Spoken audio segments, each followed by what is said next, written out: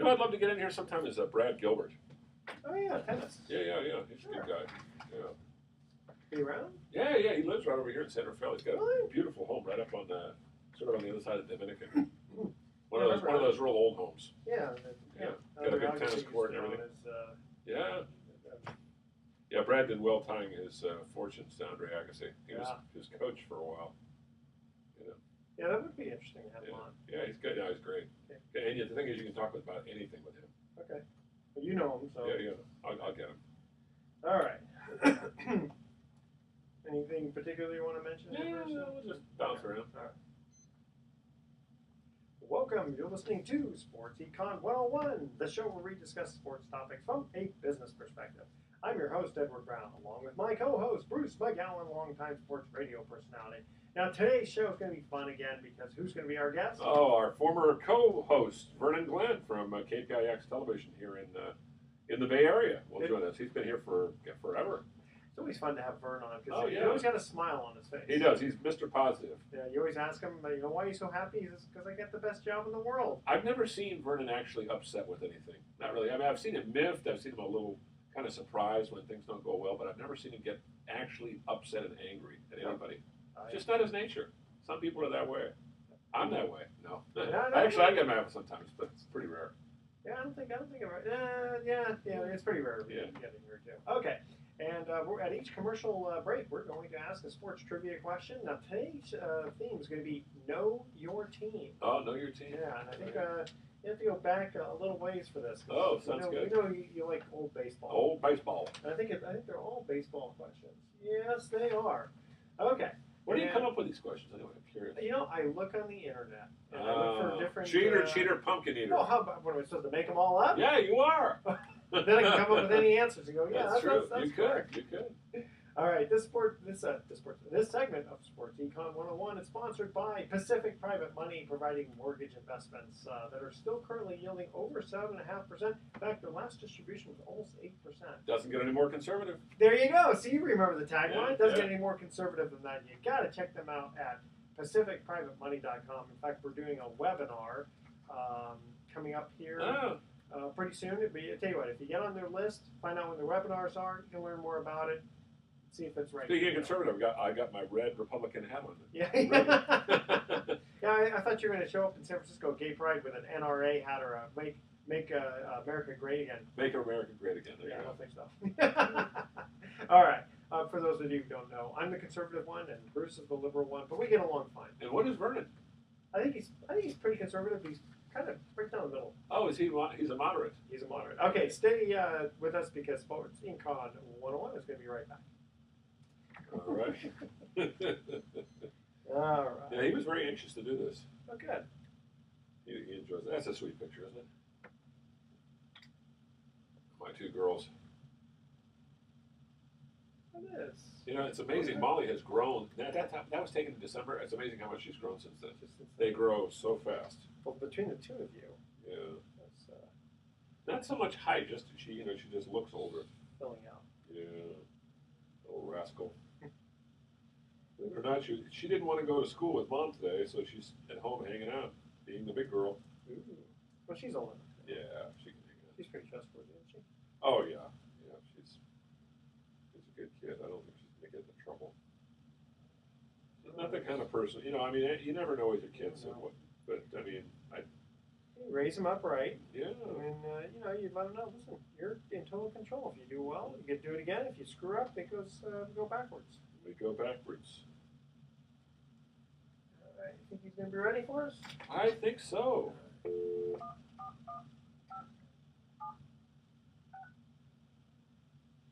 Try this again.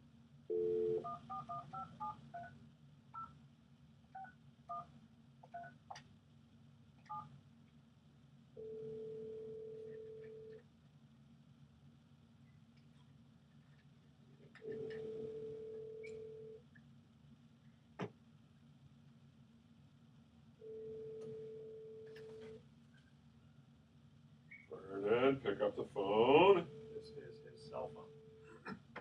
Should be answering it. I'll try texting if he doesn't answer. And we'll... Okay. Someone else. Hey, Lisa. Hi, listen, I just got a call from Marin Sanitary. They were apologizing that I guess something happened and they were not able to get out there today. Yeah, Eva said I had Eva call them. They're going to come tomorrow. Yeah. So he just told me.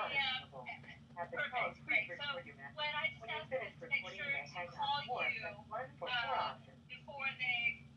out, so that somebody can. Vernon, what are you doing? You stiffing Okay, us? thanks, Lisa. Yeah, you're stiffing us. Okay, You stiff. bye. What's going on here? We're going to text you there, my friend. That's 2:15. I'll be good. I'm good for a couple of segments. It's 2:15 now. All right, let's try him again. I'll text him again. Yeah.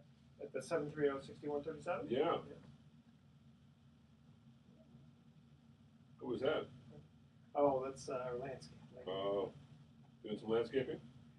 Yeah, a lot of it. Yeah.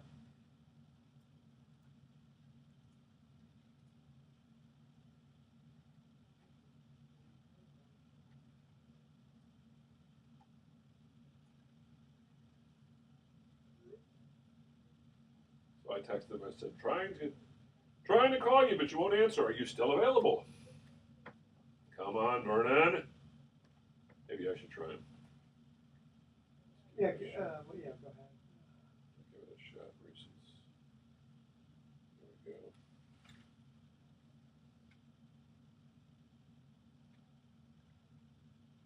I'm not getting any signal in your office here for anything. I can't get on the internet. I can't get on my phone. Really? What do you have? Verizon? Verizon works. No, Yeah. Verizon. I got AT&T. Oh. Yeah, it's not working. Can't reach them. Let's try this again. 62 and partly cloudy in Stinson Beach. Not bad.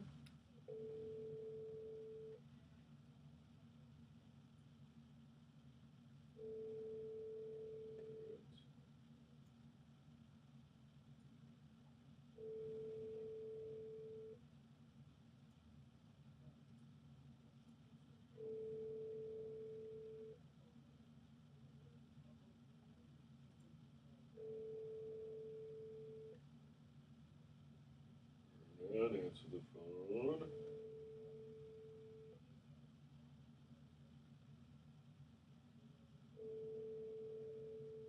Your call has been forwarded to an automated voice messaging system. 415. I'll try him at home. Yeah, he's answering the phone. Well, he should be. He usually answers. It's very rare for him not to answer.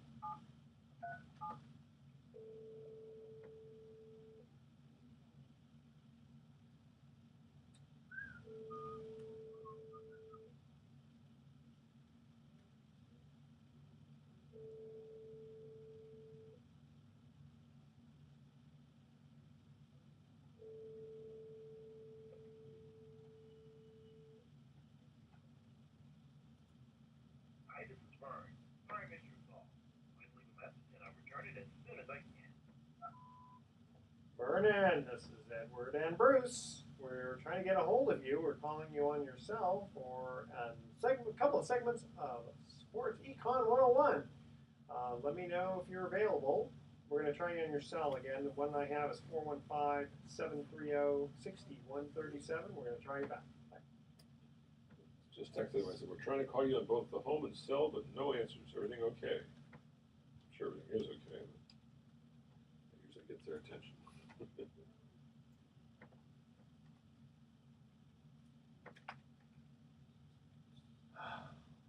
a problem with having to do stuff at home. You come to the office and you don't have time to get out here. Yeah.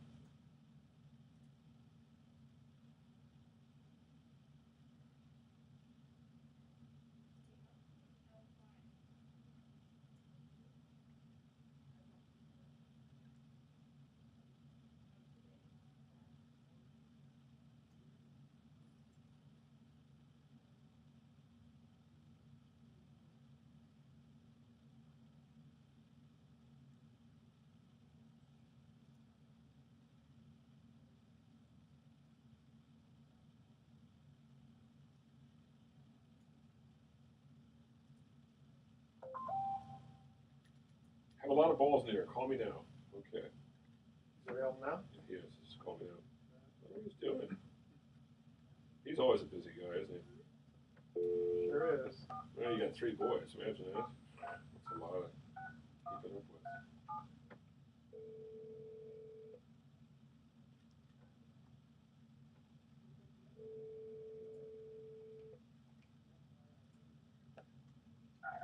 Hello, Sports Econ 101. There he is. There he Man. is.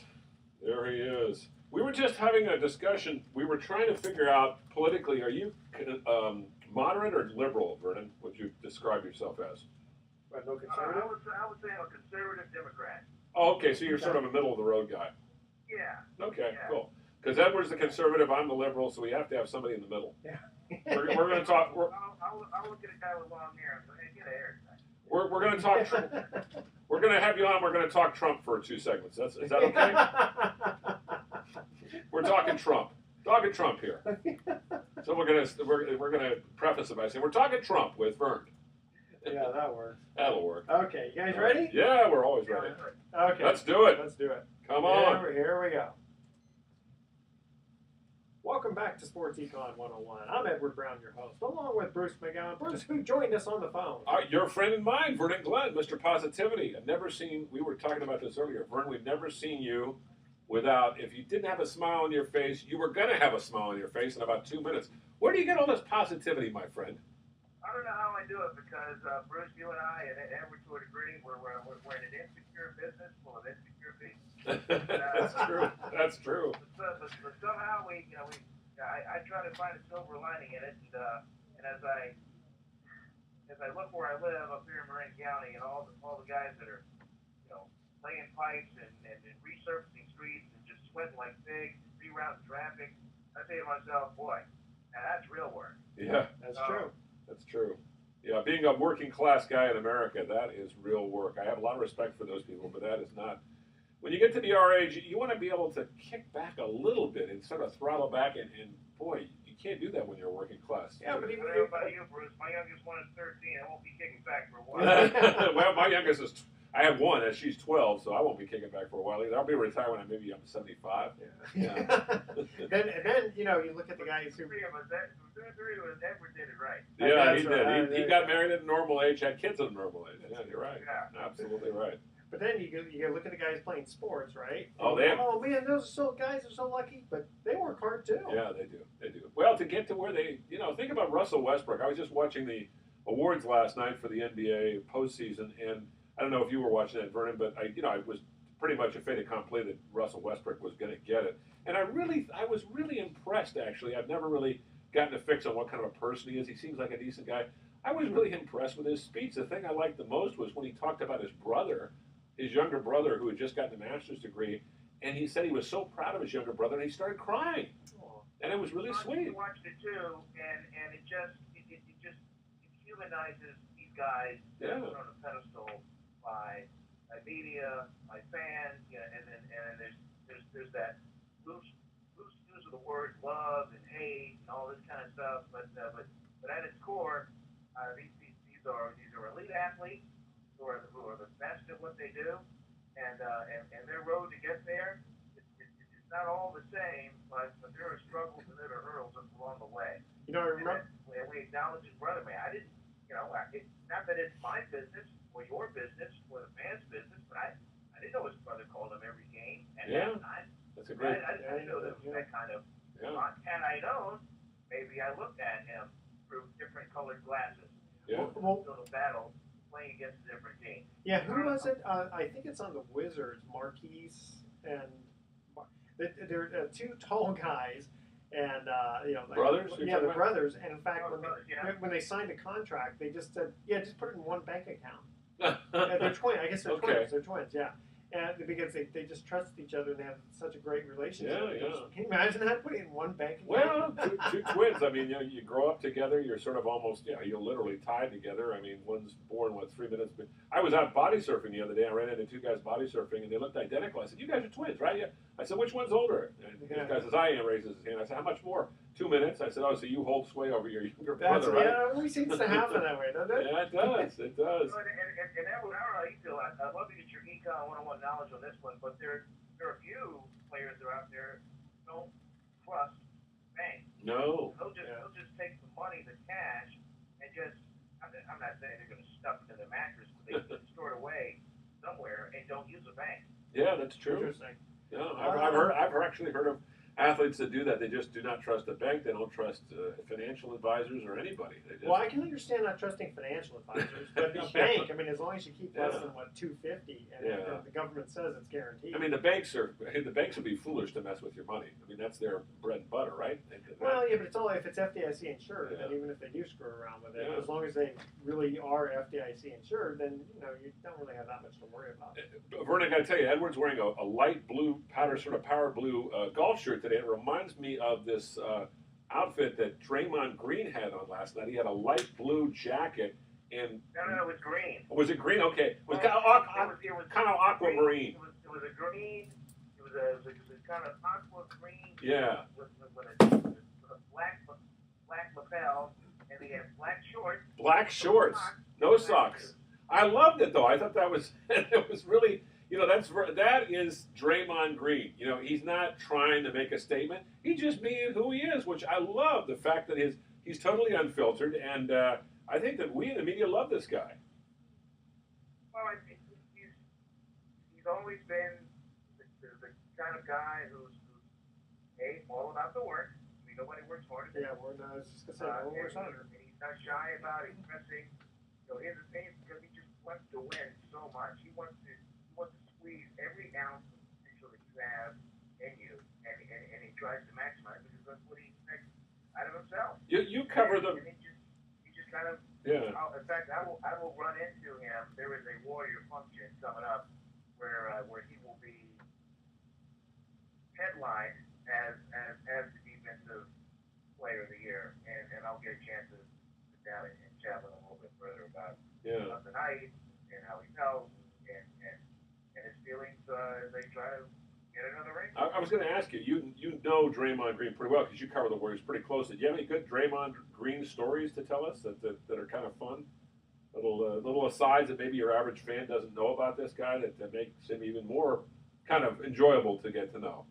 Well, when he first on the scene and he came in, all he had to do was mention Michigan State, and you had him. And even now, he's really close to that school, and Coach Tom is.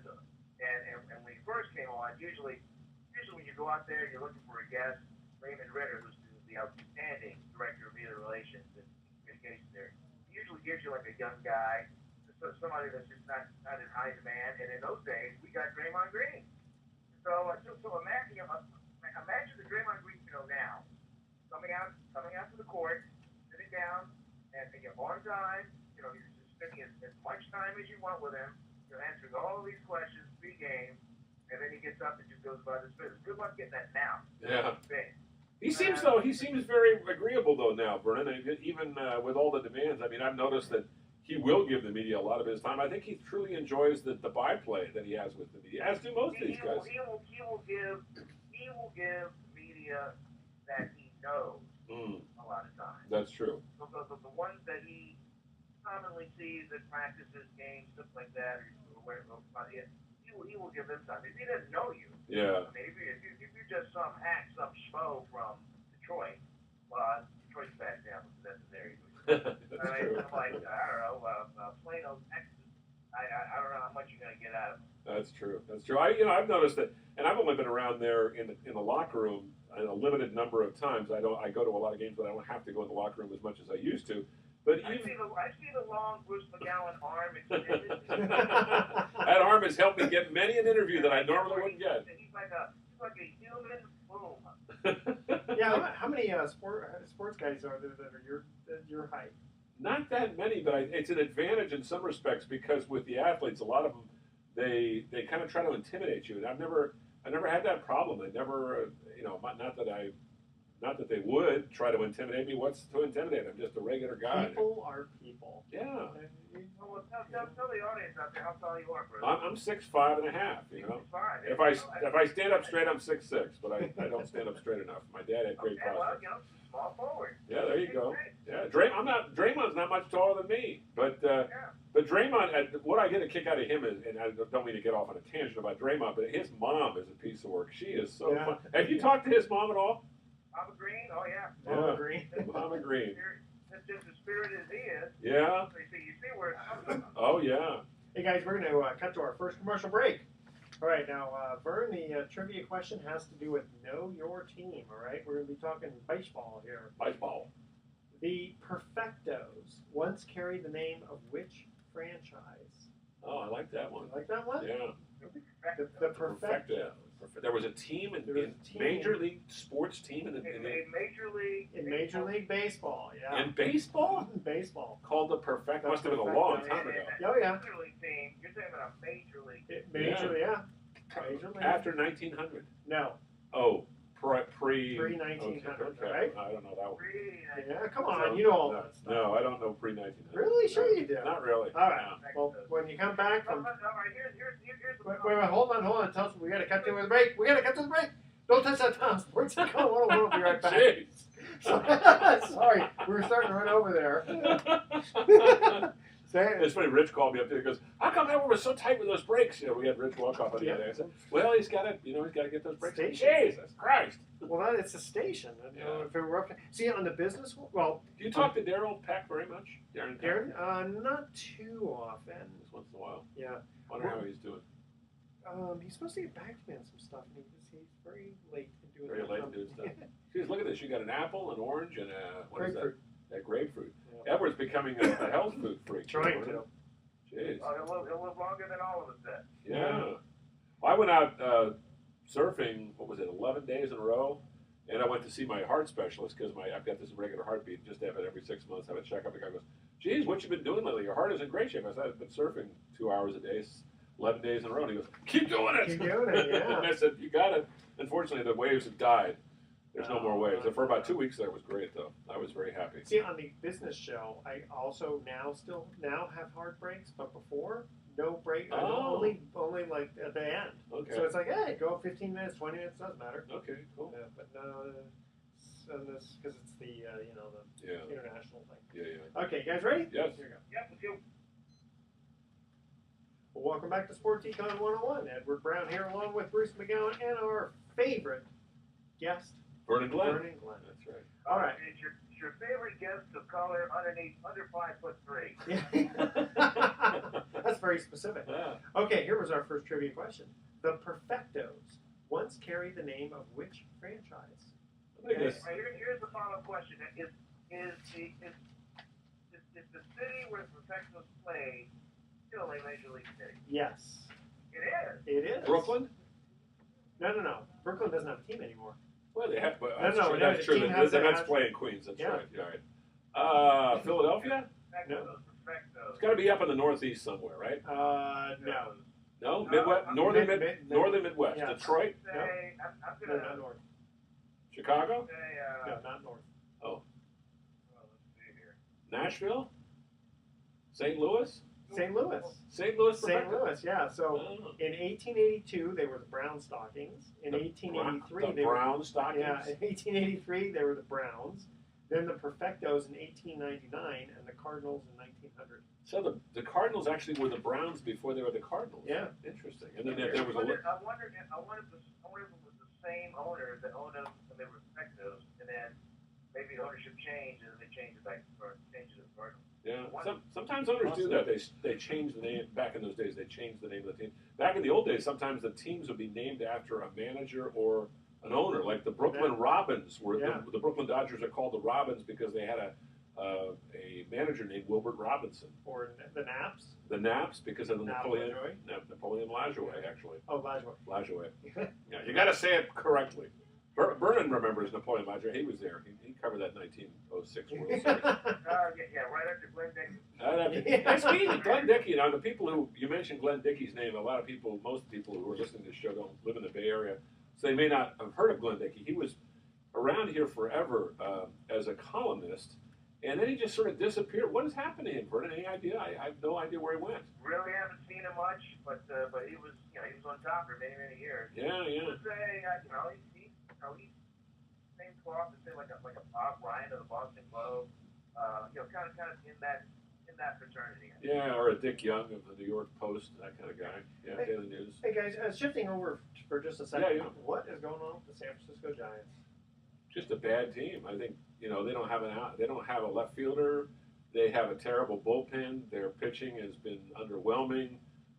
They're losing a lot of close games. They're not hitting with men in situations. I don't know, Vernon, you've been out there a few times. I know I have. What are your reflections? My feeling is it's just. I think the Giants and the Philadelphia Phillies could have one hell of a cocktail party trying to figure it out. For as bad as it's going for the both of them. Well, I got a kid. I think, you know something, Bruce? Giants overpaid. Yeah. Keep the name guys, and those guys got old. Yeah, they did. And they're not good enough a team or deep enough a team where if they have to come from behind or go out there and just really kind of have that next man up mentality, there is no next man up. No, there isn't. It just doesn't work that way. Yeah. So you've got some veteran presence. Yeah, that's all well and good. But that veteran presence, they better start hitting at the plate, and they're not hitting. Yeah. I was watching the game. That's your problem. They're not hitting. They did hit the other night. I was at the game the other night when they scored 9 runs, and the fans were like in shock. What's going on here? But you can't have one win and then 8 straight losses. Yeah, no, it doesn't work. 2 more wins and then losing 5 in the next 7. You just can't be done. How would you like to be Bruce Bochy right now? This is a guy who took his team to 3 World Series titles, and right now they have one of the worst records in baseball. As a matter of fact, since the middle of last year, they have the worst record. You know something, Bruce? I mean, he never admitted to cameras or whatever. I think he knew what he had in spring training coming out. You think he thought it was going to be this bad, though? I think he thought. Well, I mean, come on, he's been around the game, almost his entire life, and even though you're getting your reps and you're working in spring training, I think there are some red flags that you can see. Well, they weren't going to be that good. Madison Bumgarner's injury, I think, was something obviously that had an effect. It's not been the only thing. And nobody saw that coming. No, that was one of those unfortunate things that you just, you don't account for, but they happen during the course of the year. Then you got teams that are really surprised, like the Minnesota Twins, for instance, were in first place recently. I mean, Houston. Houston. Well, Houston's a good team, but Houston. The Twins are doing well. The Milwaukee Brewers are doing well. Milwaukee Brewers. Rockies. Finally, it's been a few years, but finally the Dodgers are doing what everybody thought they'd be doing 2 years ago. Yeah. Yeah, but they always seem to kind of get in there and then they lose it right in playoffs. Well, they haven't been in the. They're not showing any signs of slowing down now. They haven't been in a World Series since 1988. I love to bring that up to Dodgers. Rockies have cooled off a little bit, and now if you look at New York, everybody's all excited about Aaron Judge. All right. Yeah. Oh, You've heard John Sterling's call of "Here come the Judge," right? Oh my God. He just loves that. There's the build-up So there. Flip Wilson. Of course, if you look anywhere else, the New England team, if it's not a Red Sox or a Yankee, then it just doesn't exist. Was it Sammy Davis Jr. who used to do that? Here comes the Judge. Or was it Flip Wilson? I think it was Saturday Night Live. That was Flip Flip Wilson, yeah. Love that guy. Yeah. What was the name of that show? Rowan and Martin's Laughing. Yeah. With Judy Carn and who else was on that? The guy who always said, "Very interesting." Yeah. Goldie Hawn. Yeah. Artie Johnson. Artie Johnson. There you go. Boy. Ruth Buzzy. Ruth Buzzy. Oh my God. She was the little lady with the. Used to whack the. Used to whack the dirty old man. Yeah. Yeah. I love that stuff. Hey, what do you think of Aaron Judge? By the way, he's from the Central Valley, not that far from the Bay Area. 6'8", 280 pounds. I mean, that's like Frank Howard. Yeah. Boy, I mean, is this guy for real, or is he just one of these flash in the pans? You think? Ask me next year. Yeah. He's going around. All these guys are seeing him for the first time. That's true. So everybody's getting getting all excited about it. Let's just see once there's film study done, once there's tendencies, once there's little tells that are being told. The next year, if he's doing what he's doing now, next year, then I'll go, okay. Yeah. For real. Hey. He's another Mike Trout. Vernon, who are some people in sports right now that may not be really well known, but you find really intriguing and are going to be in the headlines soon? People that the first name that comes to mind is a young lady by the name of Cindy McGlocklin. Sidney McLaughlin is a 17-year-old senior. She just graduated. She's going to the University of Kentucky. She's a track star. She was on the Olympic team when she was 15 years old. Wow. And it's all over YouTube. It's this viral video. She was the anchor leg of the 400-meter relay race. By the time when she got the baton, she was in 6th place, dead last, and then with maybe quarter lap to go, caught the leader and won the race. Unbelievable. Wow. That's a great story. That is a huge. story. Yeah, speaking, not to get off on a tangent about this, but did you see, by the way, the other day, I don't know if you saw this either, either of you guys saw this, the Giants were playing the Braves, and the Braves had this little sidelight kind of fun thing where they have a guy dressed up as, he looks like a superhero. Not frozen, we call it. What do they freeze? Yeah, the freeze, and they gives they call some young guy down from the stands, and they give him a chance to beat this guy. And if he wins, I think he wins $1,000 or something. And they give this guy, yeah, they give him a huge head start, and the freeze beats him every single time. Every single time. I mean, and this guy's fast. He has lost a couple of times. Has he lost? Okay, maybe okay. More so than not. Oh, okay. He's a former track star. He works on the ground crew. Interesting. That's a great idea. I mean, that's the thing I love about baseball. Baseball comes up with some weird and wild little promotional sideline things. Presidents. Yeah, running of the presidents, or in Washington they have the running of the presidents. In Milwaukee, it's the running of the hot dogs, and I mean, out here in San Francisco. It's Ricky Henderson. There you go, Ricky Henderson, Eckersley. Yeah, love that. I love that. And you have the sausages in Milwaukee, the brats. The brats. Gotta have a good. I haven't had a good brat lately. Whatever happened to the San Diego chicken? He just retired. I think he just got old and retired. Ted Giannoulis. Yeah, they moved on in one another direction. Yeah. But before his time, San Diego chicken, he was the way best. Up there. He was. I can't think of another. Can you guys think of another mascot or character that was Philly Fanatic? Philly Fanatic. Philly Fanatic. The Krusty Krab. Everybody knows about the gorilla from the Phoenix Suns. Oh, the gorilla, yeah. It was a huge documentary just on the gorilla. Is that right? A documentary on the gorilla? Cool. Wow. You know what upset me was when they got rid of Thunder at the Warrior games. The thing was, Thunder was associated with bad teams, though. They wanted to divorce themselves from bad teams. I thought it had to do with the fact that Oklahoma City came up with the name Thunder. It was because when Seattle moved to Oklahoma City, it became the Thunder. Is that really the reason why, Vernon? Yeah. That's the one. Really? I thought it was because they were, he was associated with nothing but bad teams. I thought that the Warriors, for a couple of years, that they had Thunder as their mascot, and they had this weird logo, which I just thought, what is this? It was absurd. Then they got guys like Speedy Claxton and Vonteego Cummings and Todd Fuller. I mean, they were just awful. What a horrible team. You talking about the emblem with Thunder on it? Yeah, it was just a bad emblem. Just a bad emblem. I like the new emblem. It's much more Bay Area oriented. Well, that's true. Yeah, those were the non-playoff years. Yeah, that's right. A lot of them. That's right. Hey, you guys ready for another old baseball trivia question of Know Your Team? Sounds good. All right. All right. In the year 1532, no, the baseball doesn't go back that far. Okay. Actually, it does. Well, but in a different form. There was Rounders? Yeah, it was even before Rounders. There was something like baseball back in the 15th century. Believe it or not. All right. Oh, yeah, golf goes back to the 14th. Yeah, that's right. Okay, which team began their franchise as the Blues? The Blues. The Blues. I got the Blues. Baseball team. Baseball team. It began their franchise as the Blues. Well, I know there's a hockey team called the Blues. And does the city? Yes, it does. It's an existing city. That was going to be your question, right? Okay. Yeah. It's an existing. That has a major league team. Has a major league team. All right. Okay. Don't touch that dial. Sports Econ 101. We'll be right back with that answer. All right. All right. What you doing today, Vern? Since we come back and answer the question, and you guys sign me off, I got to go look at a piece of property with the wife. Oh, there you go. Yeah. Where are you going to go? Again? Where's the piece of property? This one is off the shoreline, off of Pine Hill Road. Nice neighborhood. Oh, I know where that is. Yeah, so you want to stay in Mill Valley? Yeah, until Nikki gets her dam. Yeah. How many more years for Nikki? Yeah. In fact, we don't even have to stay in Mill Valley once Nikki starts dam. Because you can live in Sausalito, you can live in Corte Madera. Nice. You don't have to be in Mill Valley because the middle school, it's Mill Valley School District has to be in Mill Valley. Not as much with dam. When do you close escrow?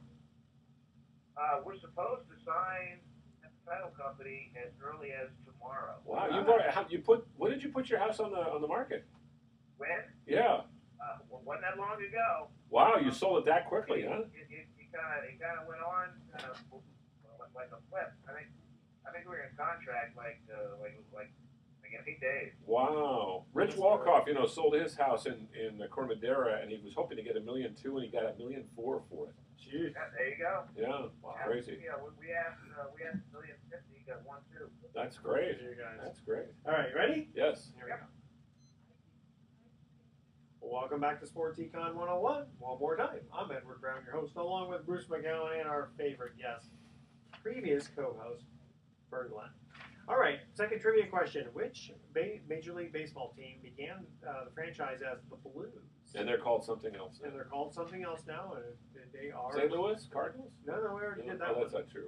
What do you think, Vernon? I'm going to say, I'm going to go Kansas City. Oh, there you go. That's No. a good one. No? Is it a Midwestern team? Yeah, more north. Cleveland? Yes. Cleveland. The Cleveland Indians used to be the Cleveland Blues. They also were called the Cleveland Spiders. I remember I was with Cy Young. Yeah, and that was before the turn of the century. I think they won like 40-something games and lost 120 games. Ridiculous. Yeah. So, Vernon, hey, thanks for joining us, man. We know you got to go. Vernon's got 3 boys and a wife who's got him doing 100 things, and he's got to do his TV show, and he's a busy man. So we appreciate his time. I appreciate it, man. Thanks for letting me jump on the vine. Jump on the vine. Anytime, my friend. All right. Thanks, Vern. All right. Okay. All right. Vernon's a good guy. I got a quick Vernon story to tell you. Sure.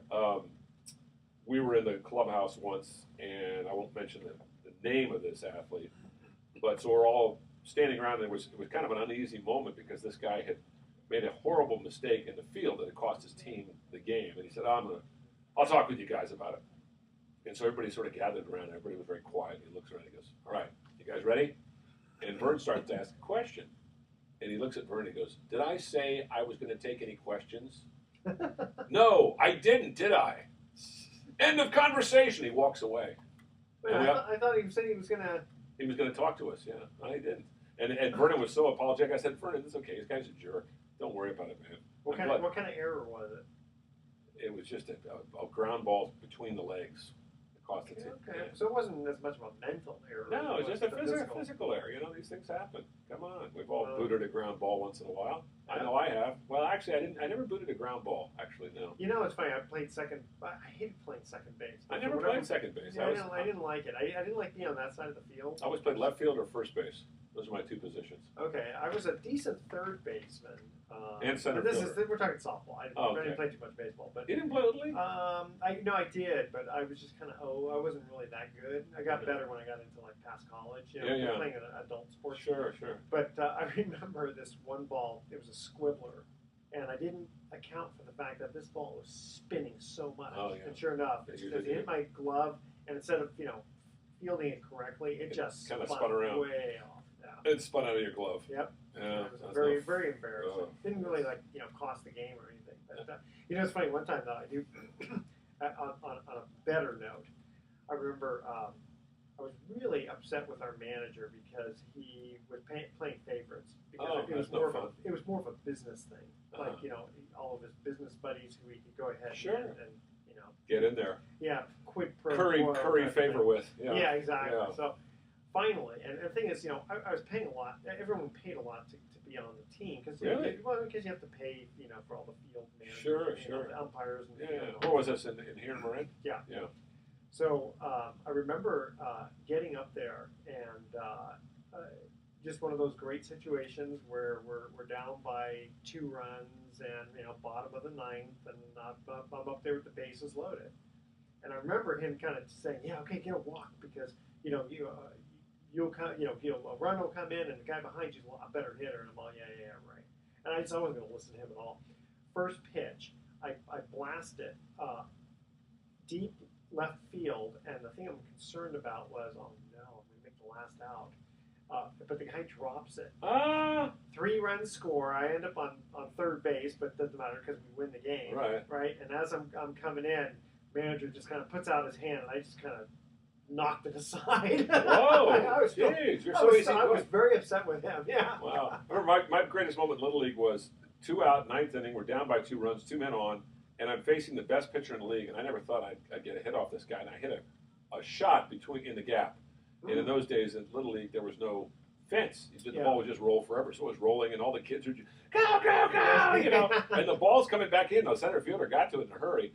And the relay throw is going to be close at the plate. And my dad is like the third base coach. He was, get down, get down, get down. So I slid underneath the tag. There you go. And the pitcher was so upset, he threw his glove at me. And he goes, that's not a home run. That's not a home run. And for years after, every time I'd see him, I'd always say, hey, Bob, was that a home run? He'd always give me this ugly kind of smirk and then laugh. He got a big kick out of it. Well, eventually, y'all kind of grow up. Yeah, you grew up. But it took a while. In high school, he did not appreciate me doing that. Every time I did in high school, he'd chase after me. Come back here. I'm going to beat you. Yeah, but you were kind of tall back then, too. No, I wasn't. I was kind of skinny. Skinny little guy, So I remember one time, again, now this is an adult league. I got referred, when my wife was working at a Gold's Gym. A lot of the guys, they got to know me and like me and whatever. They needed someone to play third base for them. And we all looked good in our uniforms, I got to say. But some of these guys could not play very well, But anyway, so our shortstop was he was a really good player. This guy had just a cannon of an arm. And I remember this one guy on the other team he roped it in the gap, and he just, again, rolling forever type of thing, right? And he's running pretty hard, and as he's coming around second base, I nonchalantly, I keep my glove down, like the guy's going to get a home run easy, right? And the throw and our shortstop goes like way out there because, again, this guy really cranked it. Right. So I'm waiting for this potential relay, right? And this guy, he just throws, not exactly a frozen rope. It actually starts to curve around the runner. The runner, yeah. And I just very quickly put up my glove. Ball goes in there, and then you should see the surprise in this guy's face because he didn't slide or anything. Yeah. He thought he was going to get a home run. Yeah. He was out. He was out. I remember I played on a co-ed softball team once, and our best player was our pitcher, who was a woman. She wasn't a great hitter, but man, she had pitched in college. And she could strike out 15, 20 people. Okay, so it's fast pitch. Yeah, fast pitch. And she just, God, when we would play other teams, they, oh, man, we got to face this gal. Yeah. Oh, we just hung our hats. We all just kind of felt like, oh, we could probably just sit down and watch her. Yeah, it sounded like the king in his court. Yeah. Oh, yeah. She was good. She was great. We had a guy who was kind of tall and lanky as our pitcher, but this was like 6 to 12 feet pitching. But boy, this guy had a swing, sort of like a Will Clark type. Oh, I love that swing. Yeah, just beautiful swing. Yeah, just something that you knew when he connected, he could just really hit it amazing. And we used to play it with a blue dot. You know what that is? No. It's a softball that when it gets hit, it travels. And this guy hit one. For those of you who don't know, McGinnis Park is kind of a large field. And this guy hit it over the bleachers of the soccer field. I figure it's got that must have been 400 feet. Wow. To hit a softball. That's a long poke. Yeah. I remember seeing Will Clark hit one of the upper deck ones. You don't see too many hit one of the upper deck at Candlestick in the old days before it was torn down. And it was a walk-off homer. And Will Clark never would do this, but he did this one time. He stood and admired it. And I asked him afterwards, I said, Will, weren't you worried about showing up the pitcher? And he goes, hell no. He says, showing up that guy was a rookie. He was lucky to even be out there. He says, the only thing he's going to be remembered for is serving up that home run. And you know something? That guy didn't do much after that. He was back down in the minors, and he was pretty much out of baseball after that. Well, also, if it's a walk-off home run, that's different. Yeah. Because it's the end of the game. Yeah, it's the end of the game. Let him, runs off the field, and then you're done. You can sit there forever. Well, the only guy who hit balls further than that on a regular basis that I covered was Barry Bonds. And that was after he started doing the steroids and bulked up. He was hitting balls routinely into McCovey Cove. As a matter of fact, McCovey Cove, I think, has about 84 home runs that have been hit into the Cove, and only about maybe a third of those have been hit since 2007, since Bonds left. Almost half of them Bonds hit. He routinely hit 5 or 6 a year. Dwayne Kuiper and Mike Krukow, the Giants broadcasters, had him on the other night. They said, Barry, seriously, if you were taking batting practice, how many swings would it take you to hit one in the Cove? He goes, about 5 or 6. Seriously, today? Yeah, off a batting practice pitcher, sure, I can still do it. And you look at the guy. He's slimmed down, but he looks like an athlete still. The guy was, you think about it, when he retired, he never actually retired. He was 43 years old his last year. He had 27 homers, knocked in 87 runs, and batted .285, and nobody was interested in him after that for the simple reason that he did the steroids. Yeah. Also, being 43, you wonder if he like Julio Franco. He lasted until he was like 49, I think. I think Bonds could have played in the American League as a DH. He could have played another 5 years, and some team could have really, it's too bad because Bonds was not the kind of a guy who was clubhouse poison. And far from it. I mean, he got along with his teammates. There was never a problem. Once in a while, he'd get in a little tiff with Jeff Kent, but that was not the problem. The problem was that he was associated with and identified with the steroid era more than anybody else, even more than Mark McGwire, for the simple fact that McGwire kind of faded. Bonds, the steroid thing just thrust him into the headlines. So it's unfortunate. It is, because I've never covered a player that was that good, ever, in any sport. Guy was amazing. Yeah, for some reason, I don't know why we were thinking about it. This popped in my head because I wanted to get your opinion on this. And I think this happened, if I'm not mistaken, last year in softball, women's softball. A woman hit a home run, trotted around the bases. Somehow, she missed third base. No. And how could you miss a base? Just wasn't thinking. You got in the excitement. Yeah. And was that a walk-off homer? Yeah. Well, I mean, it wasn't walk-off for the game winner, but she hit it over the fence. Right. Right. And so the other team noticed it. Called for the ball. And she was called out. Wow. I have never seen that. I have never seen that either. And I'm thinking, I mean, it's one thing if it's inside the park where you have to you have to touch it, but if you're in theory, if you hit it over the fence, why do you even have to run? Yeah, that's true. Well, an interesting story reminds me of, remember, there's a famous guy named Marv Throneberry who was identified with the feudal 1962 Mets who lost 120 games. And there's a story about how Marv Throneberry once at the Polo Grounds hit a two-run double up the gap, and he turned into a triple, and he's standing at third base and just, enjoying the adulation of the fans. And the second baseman, who was very sharp, called for the ball, stepped on second. The umpire goes, "You're out!" And Marv Throneberry goes, what do you mean? You missed second base. And Casey Stengel comes out there, and the umpire says, "Don't even bother Casey. He missed first base, too." Oh, that's funny. Yeah, can you imagine? He missed both first and second. That's like Fred Merkel's boner. You know that sad thing about that? Not to get off on a tangent about Merkel's boner. This is going back to 1909. No, before that. No, 1909. It was a late season game, Giants and Cubs, and there was a walk-off base hit, and Merkel was the runner at first base, and the runner at second scored, and Merkel was supposed to go to second and stop there, and the game's over. Well, in those days, a lot of times the game would be over, and the runner at first base would just run off the field, and that's what he did, because the fans poured onto the field. And Johnny Evers, a Hall of Famer second baseman for the Cubs, called for the ball. Umpire had noticed what had happened, called him out. They could not continue the game. They had to replay it at the end of the season. At the end of the season, it was a one-game playoff. The Cubs went and won the pennant. And forever after, Merkel was a very good player. He played for like 15 years, and he was a very good player, but everybody always remembers the boner. Merkel's boner. All right, and on that note, we're going to cut to our last commercial break trivia question. Which National League team was known as the Rustlers? The Wrestlers? The Rustlers. Oh, the Rustlers. Like rustle up some dinner. Rustle up some dinner, or rustle up some cows or something. Rustle up some cows. Or cattle or whatever. That's our question, all right? So it has to be a team from out west. Like Utah or Denver or someplace like that. No, these guys actually they're still playing. Oh, it's a major league team? It's a major league team, yeah. So email it. Pre-1900? Yes. Okay. Yeah, I gotta think it. Yeah, all the teams pre-1900 had wild names, didn't they? They did. The Spiders, the Rustlers, the Blues. What was it? Superbas. Superbas. Superbas, which What the heck is that supposed to be? I don't know. Superba? I know. That's why I call them Superbas. Well, that's the Brooklyn Dodgers. The Brooklyn Dodgers, yeah. They were only called the Superbas for like about 4 years. And then they were called the Brooklyn Robins because Wilbert Robinson was their manager. 1916? Something like that, okay. Yeah. All right, stay with us. You're listening to Sports Econ 101. We'll be right back. With some closing thoughts. With some closing thoughts, yes. There you go. All right. We're not going anywhere. Why do you say we'll be right back? We're not going anywhere. Maybe you have to go to the bathroom. Maybe that's my friend Bob Agnew, God, he was so funny that way. That was his pet peeve. He goes, "We're not going anywhere. You're inviting people to turn off the radio station. We're in this business to get ears. Ears." It's funny, on my Facebook page today, I wrote a little thing about Donald Trump. I said, "I'm just curious, anybody out there, any thoughts about your feelings about the first 5 months of Trump's presidency? Positive, negative, and indifferent?"